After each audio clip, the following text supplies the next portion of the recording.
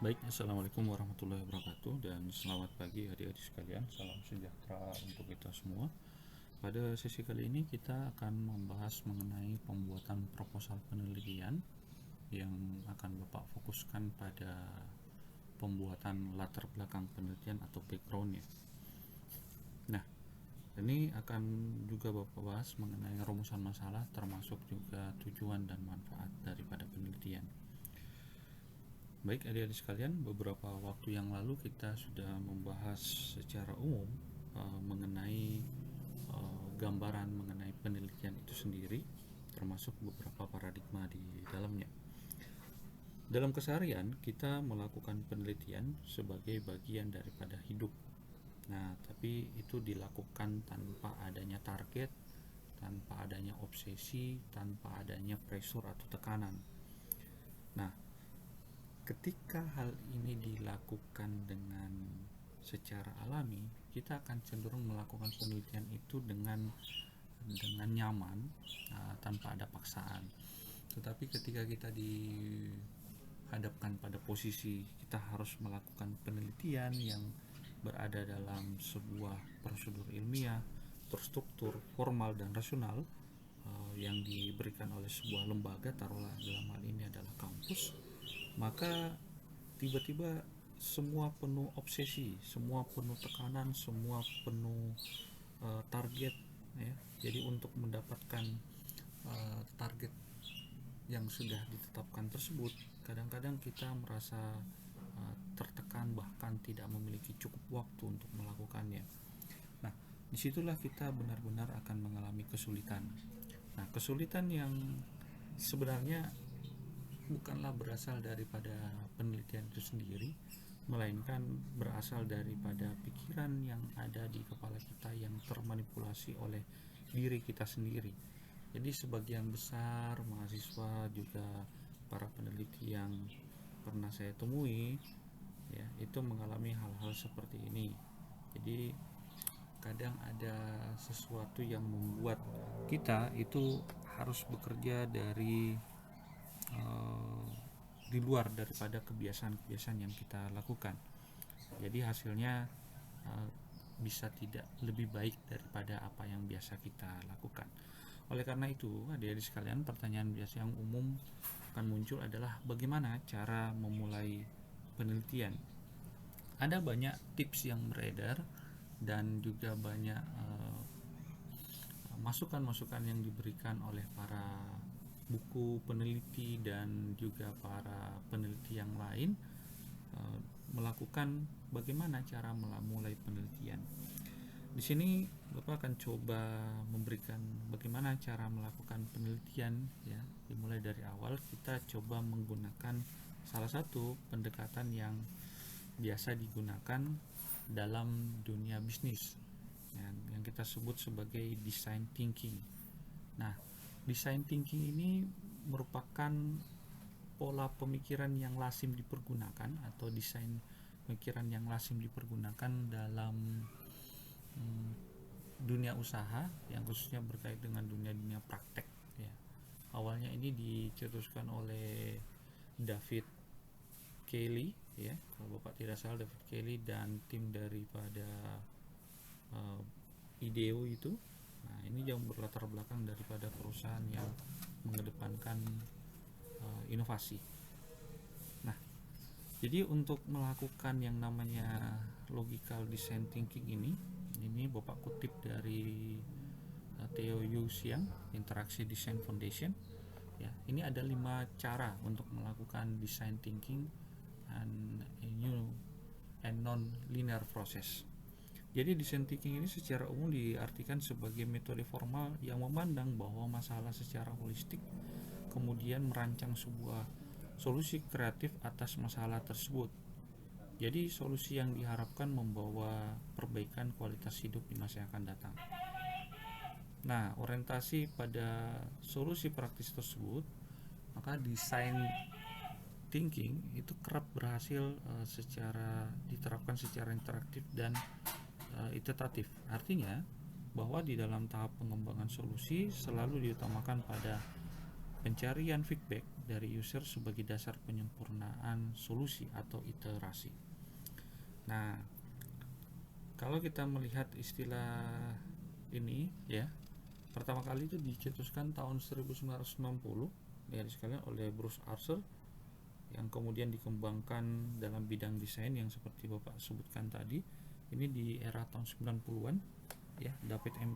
Kelley ya dari Universitas Stanford. Nah, lalu Universitas Stanford kembali mempopulerkan ya dengan mengembangkan design thinking sebagai metode dalam pemecahan masalah-masalah yang bersifat konstruktif.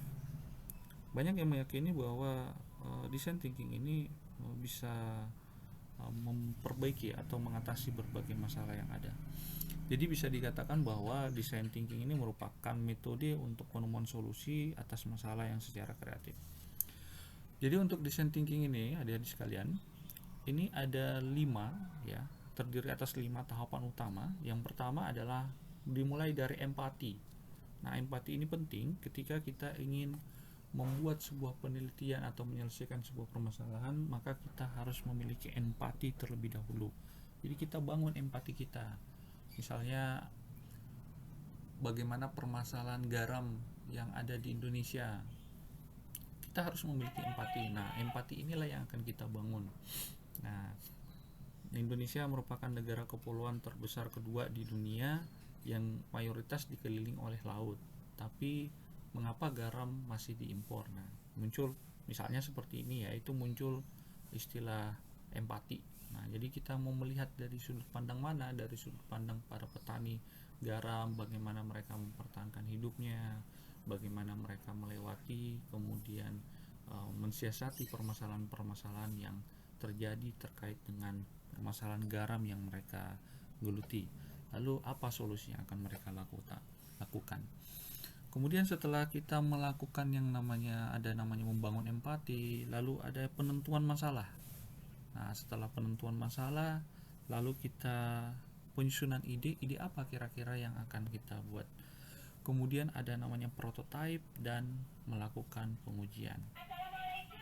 Jadi design thinking ini merupakan suatu rangkaian aktivitas yang teratur dan secara logis.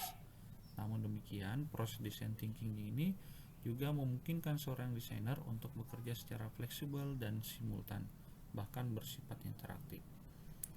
Nah, bagaimana cara untuk melakukan penerapannya dalam untuk penelitian? Ya, bisa kita gunakan ini untuk mencapai atau menciptakan yang namanya value. Jadi tahapan-tahapan dalam design thinking dalam penelitian adalah kita membangun dulu empatinya, lalu merumuskan masalah, penyusunan ide, realisasi keluaran atau outputnya, lalu kita validasi dan melakukan pembelajaran. Inilah yang bisa kita lakukan terlebih dahulu, adik-adik sekalian, untuk bagaimana cara memulai penelitian itu.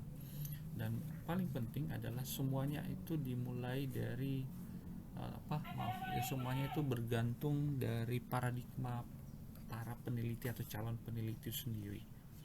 Nah, jadi paradigma ini bagaimana peneliti itu melihat dunia, bagaimana peneliti itu memiliki pandangan atas permasalahan yang ada, itu juga akan ikut menentukan arah penelitian yang akan dilakukan. Bagaimana untuk struktur daripada penelitian itu sendiri? Nah, biasanya format yang diadopsi itu adalah menggunakan format IMRAT. Ya, IMRAT itu istilah introduction, metodologi atau methods, kemudian ini adalah result and discussion.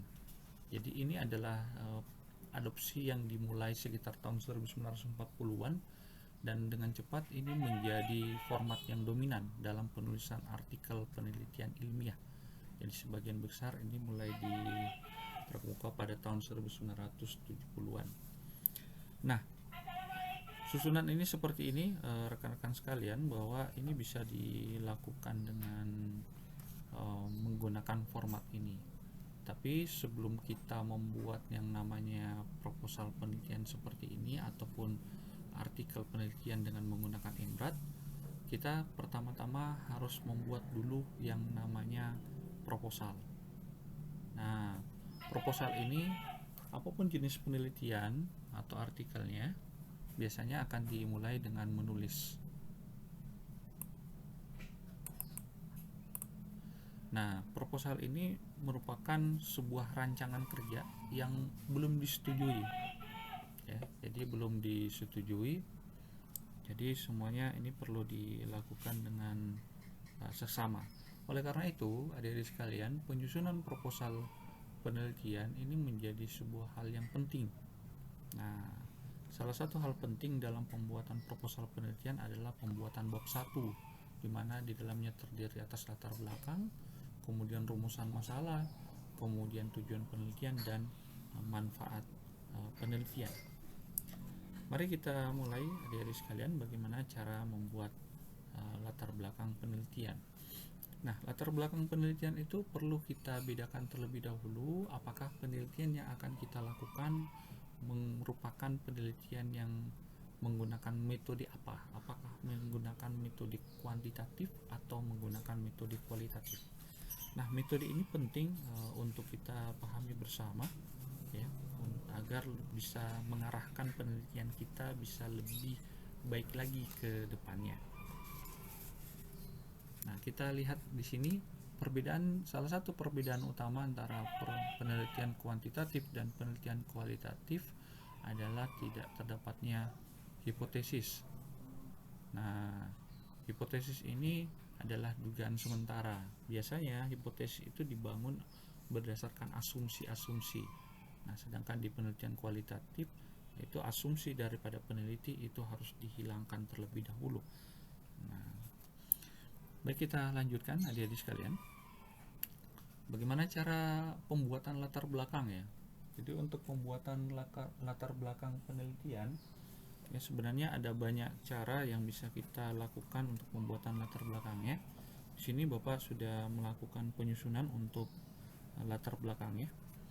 Yang pertama, kita mulai dari ide penelitian terlebih dahulu, ya. Jadi ide penelitian ini merupakan hal penting dalam pembuatan penelitian itu sendiri, ya. Jadi ide penelitian itu kita bisa peroleh dengan banyak membaca artikel, melihat berita misalnya, atau berdiskusi dengan teman, atau bisa juga muncul karena adanya rasa empati dari fenomena yang ada di masyarakat.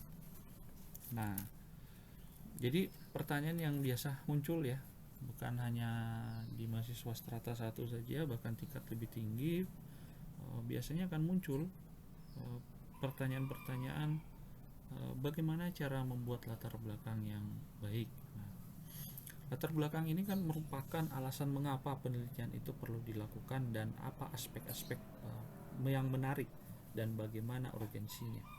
Jadi latar belakang ini merupakan cermin bagaimana peneliti berempati, mampu menangkap fenomena atau masalah yang dianggap penting, mendesak, dan perlu dibahas dan perlu diselesaikan.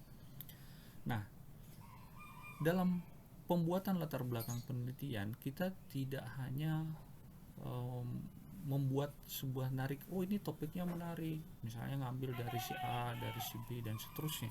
Tetapi penelitian ini, pembuatan latar belakang penelitian ini adalah sebuah proses untuk mencari kebenaran yang selalu menyisakan celah atau bagian-bagian yang hilang, tidak sempurna ataupun tidak lengkap.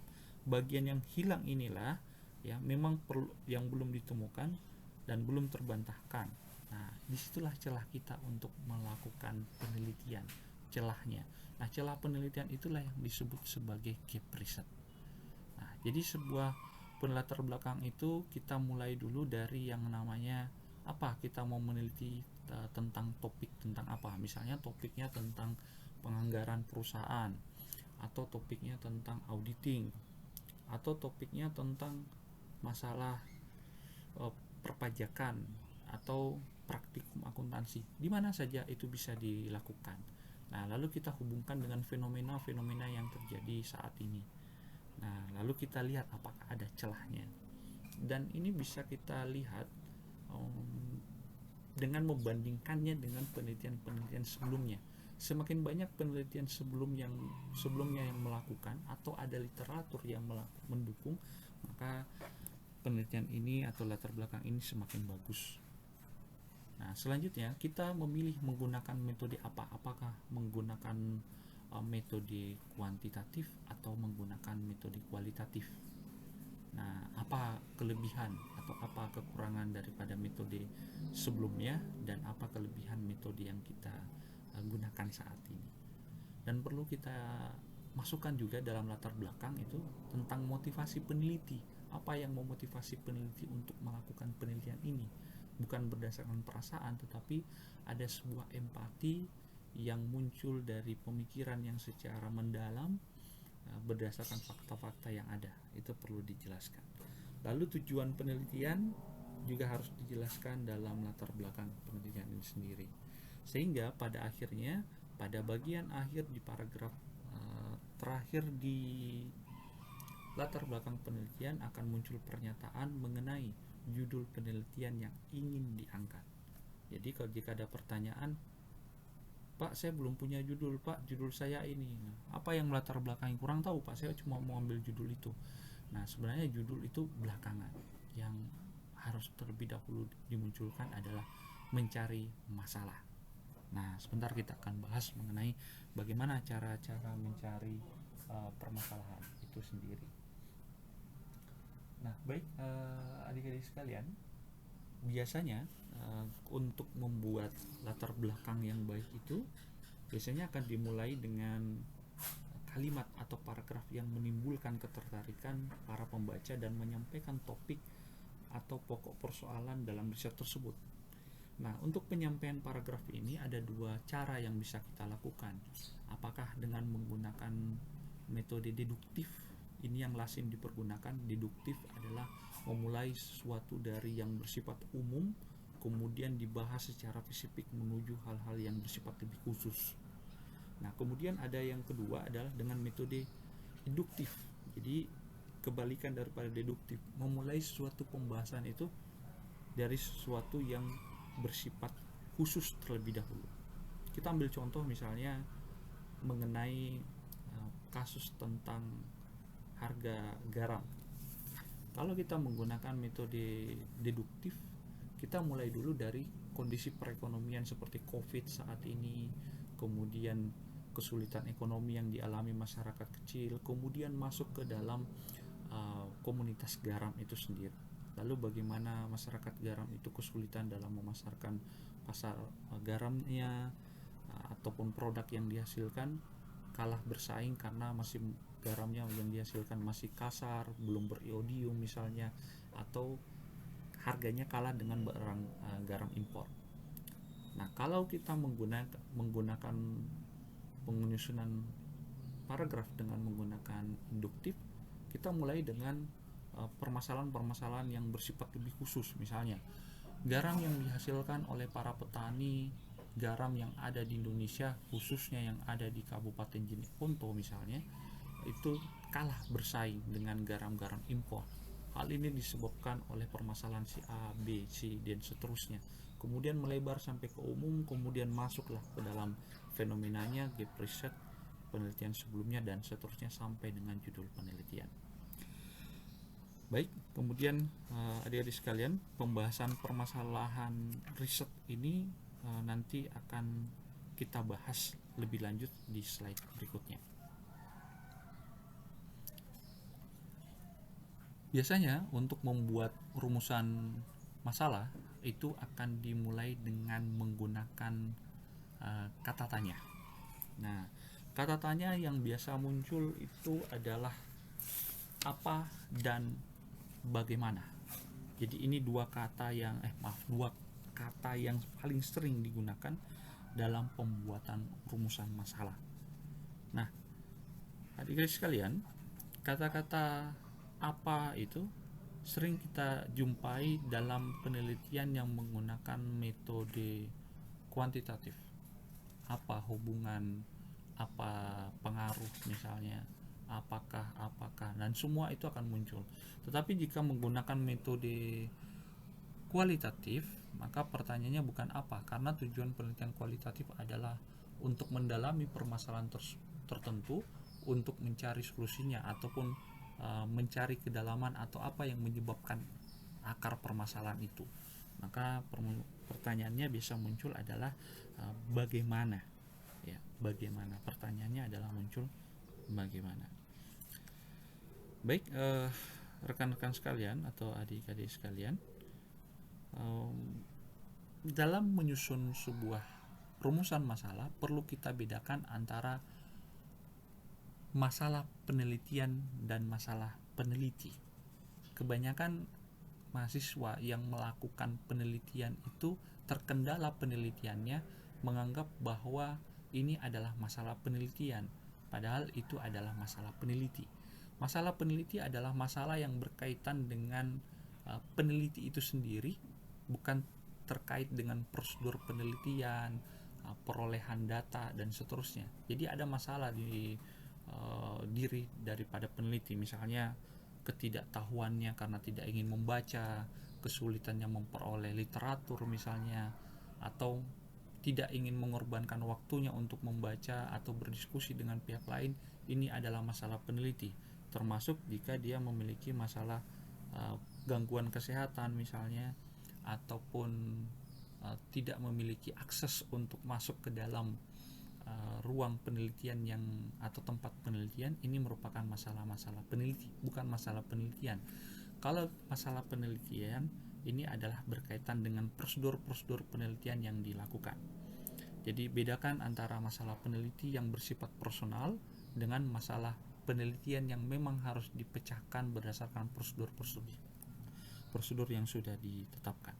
Kita ambil contoh misalnya adik-adik sekalian, dalam penetapan masalah, ya, dalam penetapan masalah itu terkadang masalah itu tidaklah dikatakan dia sebagai akar permasalahannya.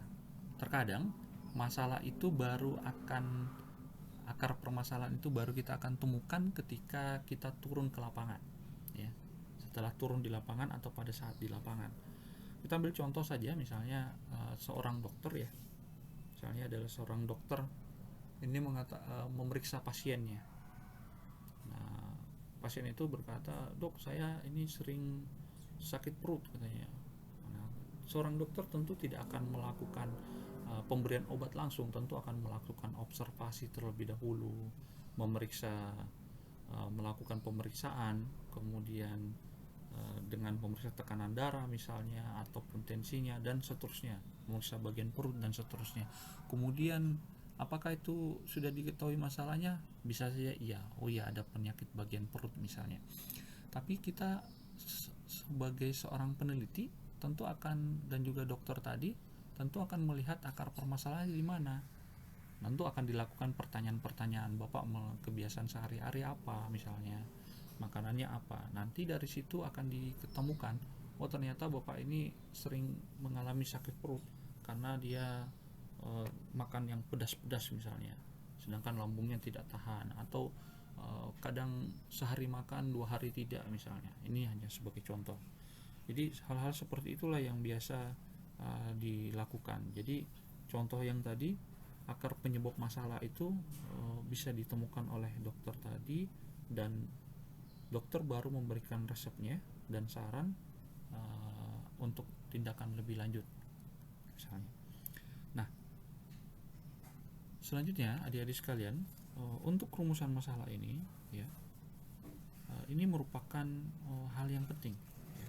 Jadi ini merupakan hal yang penting untuk kita pahami bersama, karena salah menentukan rumusan masalah akan kedepannya juga akan menjadi masalah, ya.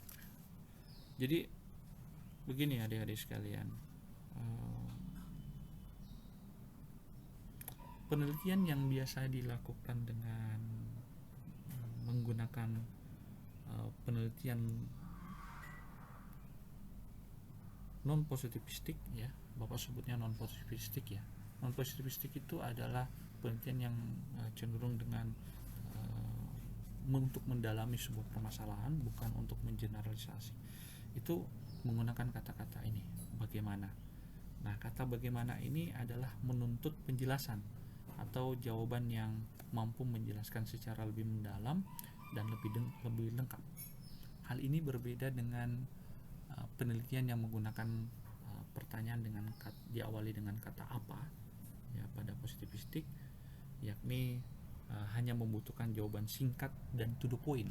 Makanya jangan heran ketika membaca sebuah literatur atau beberapa video-video yang beredar di YouTube misalnya, kita mendapatkan saran untuk melakukan penyusunan rumusan masalah itu to the point, ya, atau permasalahan itu, penjawaban permasalahan itu langsung to the point pada ininya. Ya memang karena ini adalah paradigma yang berbeda dengan paradigma non positivistik. Jadi sebenarnya di sini kebenaran yang dianut adalah kebenaran pada masing-masing paradigma. Jadi tidak ada yang salah, semuanya benar berdasarkan proporsinya masing-masing. Kemudian adik-adik sekalian, kita lanjutkan, ya. Jadi hakikat daripada masalah itu selalu akan meninggalkan misteri yang tujuannya adalah untuk dipecahkan. Jadi misteri yang pada akhirnya akan memunculkan tanda tanya, apa itu, siapa pelakunya, menggunakan kalimat tanya 5W, what, where, when, who, and why, dan terakhir itu adalah how, bagaimana. Nah ini. Kemudian sifat pertanyaan. Nah, dari akademisi itu biasanya akan menemukan kekasan. Jadi setiap itu akan memunculkan kekasan pertanyaan. Nah, kemudian pertanyaan penelitian juga ini sangat dipengaruhi oleh ruang lingkup penelitian. Jumlah pertanyaan penelitian juga ditentukan oleh ruang lingkup penelitian. Tergantung jenis-jenis penelitian yang akan dilakukan. Misalnya di akuntansi tentu akan sangat berbeda dengan penelitian yang dilakukan pada bidang-bidang yang lain. Nah, kita lanjutkan adik-adik sekalian. Tujuan dan manfaat penelitian. Nah, tujuan penelitian ini sangat erat kaitannya dengan rumusan masalah yang diangkat sebelumnya.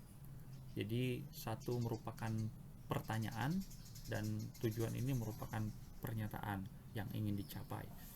Jadi bagaimana cara kita melakukan atau penentuan tujuan penelitian itu sangat berkaitan dengan konsep metode penelitian. Menurut Newman tahun 2014 ini kita bisa kategorikan 3 tujuan penelitian. Yang pertama adalah tujuan deskriptif, explanatory, dan explanatory. Exploratory dan explanatory. Apa itu? Penelitian deskriptif adalah berusaha memberikan gambaran sebuah fenomena tentang sesuatu yang menarik atau belum banyak diketahui oleh orang lain. Nah, hal-hal seperti ini menarik diteliti jika hal ini masih baru. Tapi jika ini sudah banyak dilakukan penelitian, maka kita bisa mencoba melakukan penelitian yang lain, namanya penelitian exploratory. Ya, jadi tujuannya adalah untuk menggali sebuah fenomena secara mendalam, seperti pada kasus penetapan harga garam tadi, yang berjuang bagaimana caranya tetap eksis di masa-masa pandemik seperti saat ini. Atau misalnya kasus mengenai penambang, ya, para penambang batu bara di Kalimantan misalnya, atau para penambang minyak bumi yang ada di Sumatera ataupun yang ada di Jawa. Itu menarik untuk kita teliti. Kemudian ada namanya penelitian explanatory, bertujuan dan berfokus untuk memberikan penjelasan-penjelasan atas fakta atau kejadian. Biasanya peneliti akan mencari data dan informasi untuk membangun pemahaman, justifikasi, dan penjelasan secara logis. Seperti misalnya kasus dalam hal pemberian opini, WTP misalnya pada kasus pengauditan. Nah, baik adik-adik sekalian, kita lanjutkan kembali. Jadi tujuan penelitian ini merupakan sebuah hal yang penting untuk kita lakukan, ya, karena ini sangat berkaitan dengan masalah yang kita angkat tadi. Nah, baik, kita masuk ke manfaat penelitian. Nah, manfaat penelitian sebenarnya sangat juga erat kaitannya dengan tujuan. Paling tidak tujuan penelitian itu dan manfaat penelitian itu ada yang bersifat umum dan ada yang bersifat khusus. Ya, biasanya akan dibagi menjadi 3 bagian. Apakah itu bermanfaat untuk peneliti itu sendiri, atau bermanfaat pada institusi, atau bermanfaat pada objek penelitian, termasuk juga pada ilmu pengetahuan yang sedang digeluti saat ini.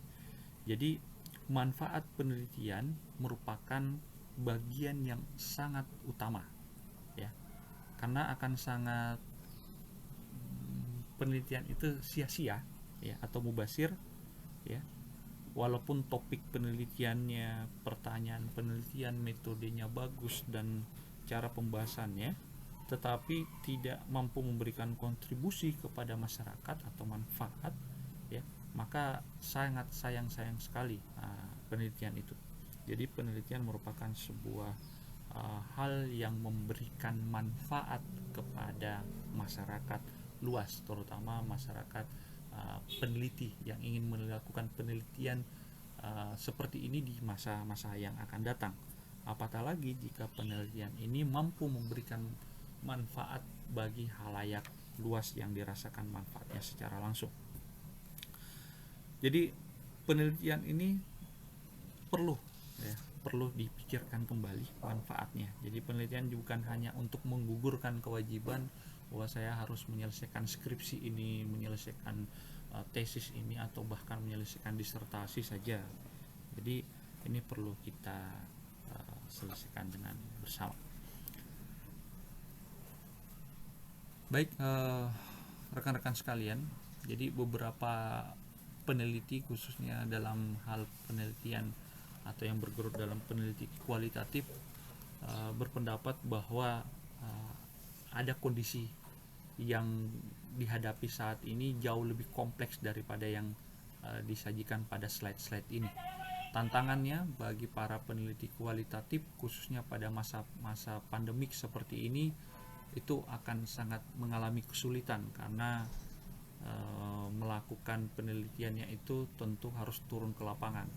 Seorang peneliti yang merupakan peneliti kualitatif tentu harus lebih berhati-hati dalam melakukan penelitian, khususnya dalam menjaga hal kesehatannya, karena akan melakukan interaksi dengan para informan bukan hanya satu kali, bukan dua kali, tetapi akan melakukan interaksi dengan banyak waktu dan berulang-ulang kali. Inilah mengapa Bapak mengatakan bahwa mengutip pendapat dari Anfarah, Brown dan Mangyewan ya, ini tahun 2002 ya, bahwa beberapa peneliti kualitatif berpendapat bahwa kondisi saat ini jauh lebih kompleks daripada apa yang disajikan di sini. Ini maksudnya di sini adalah artikel yang Bapak kutip di situ. Baik, mengakhiri pertemuan kita pada sesi kali ini, sekalian atau rekan-rekan sekalian, Bapak mengutip pendapat dari Milem ya, tahun 2005. Bagaimanapun komunitas kampus ini secara rasial dan etikal itu dapat menciptakan sebuah pengalaman pendidikan yang lebih menarik bagi para mahasiswa ya, bagi para mahasiswa yang memiliki kebudayaan yang berbeda, yang kaya akan kebudayaan dan juga latar belakang yang berbeda. Dan ini juga akan memberikan sebuah persiapan bagi para mahasiswa atau peserta didik untuk masuk ke dalam masyarakat yang demokratis. Baik, kira-kira seperti ini adik-adik sekalian dan rekan-rekan sekalian di pertemuan kita pada sesi kali ini. Mudah-mudahan apa yang Bapak sampaikan terkait dengan pembuatan proposal, dalam hal ini adalah pembuatan bab 1, latar belakang penelitian, rumusan masalah, tujuan penelitian, dan manfaat penelitian dapat memberikan manfaat. Ada beberapa literatur yang bisa kita baca ya, itu ini Bapak siapkan. Jadi Bapak ngambil beberapa bahan bacaan itu dari beberapa literatur ini. Baik, seperti itu dulu adik-adik sekalian. Terima kasih atas kedatangannya. Wabillahi taufiq hidayah. Wassalamualaikum warahmatullahi wabarakatuh. Salam. Nah, terima kasih.